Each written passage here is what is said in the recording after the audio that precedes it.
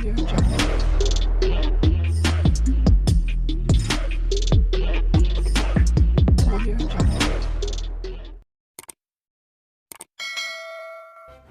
kasih karena memilih channel ini. Sebelum kita mulakan video ini, sila pertimbangkan untuk menekan butang like, share, dan subscribe, dan aktifkan butang lonceng Anda agar Anda sentiasa mendapat info-info percuma pada setiap hari dari channel kami. Dan tinggalkan komen Anda karena komen Anda amatlah dihargai.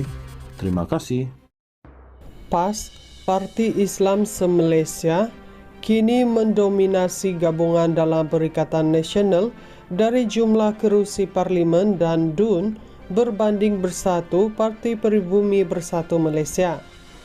Desas-desus mengenai sokongan PAS kepada PMX semakin kuat berlegar kerana Bersatu masih lagi menyimpan pemimpin mereka yang kini berada dalam kategori kluster mahkamah. Seringkali mendakwa sebagai sebuah parti yang menolak golongan kluster mahkamah, Perikatan Nasional, PAS dan Bersatu perlu membuktikan mereka walk the talk dan bukannya sekadar omongan kosong. Oleh demikian, PAS selaku parti yang mengakui sebuah parti Islam turut terpukul jika mereka masih terus bersama kluster mahkamah dalam Perikatan Nasional. Sudah tentunya imej PAS perlu dijaga sebaiknya selaras dengan perjuangan PAS yang meletakkan Islam sebagai panduan politik mereka. Adakah PAS kini sudah bertukar hanya kerana mahu menjaga hati Bersatu dan menjaga kepentingan politik mereka semata? Atau sebenarnya PAS sudah menerima liberalisasi sebagai permulaan untuk lebih diterima pengundi pada masa hadapan? Sewajarnya PAS menegaskan prinsip parti yang tidak mahu bekerja sama dengan mereka yang dalam lingkungan kluster mahkamah, sebagaimana alasan yang pernah dilemparkan terhadap UMNO 1 ketika dahulu, semata untuk menggagalkan kerjasama muafakat nasional. Kini nada PAS berbeza.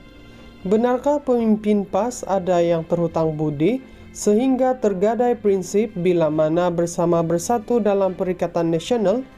Sudah tidak ada rasa malu pemimpin PAS bersama bergelumang dengan mereka yang dikategorikan sebagai penjenayah sivil?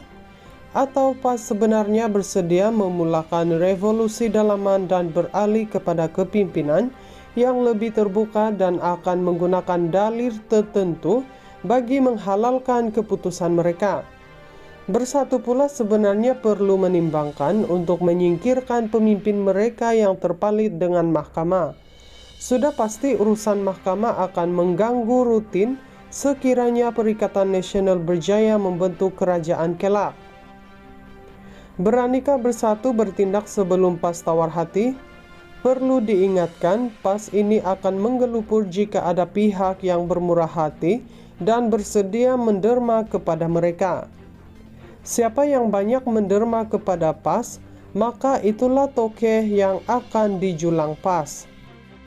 PAS, Parti Islam se-Malaysia, kini mendominasi gabungan dalam Perikatan Nasional dari jumlah kerusi Parlimen dan DUN berbanding bersatu Parti Peribumi Bersatu Malaysia.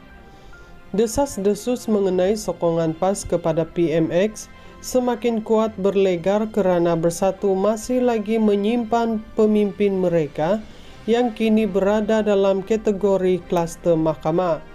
Seringkali mendakwa sebagai sebuah parti yang menolak golongan kluster mahkamah, Perikatan Nasional, PAS dan Bersatu perlu membuktikan mereka walk the talk dan bukannya sekadar omongan kosong. Oleh demikian, PAS selaku parti yang mengakui sebuah parti Islam turut terpukul jika mereka masih terus bersama kluster mahkamah dalam Perikatan Nasional.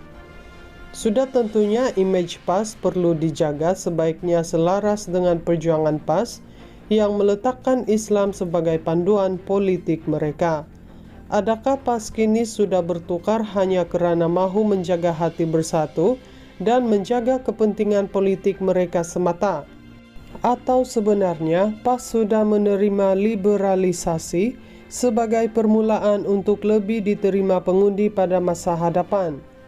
Sewajarnya PAS menegaskan prinsip parti yang tidak mahu bekerja sama dengan mereka yang dalam lingkungan klaster mahkamah, sebagaimana alasan yang pernah dilemparkan terhadap UMNO 1 ketika dahulu, semata untuk menggagalkan kerjasama muafakat nasional.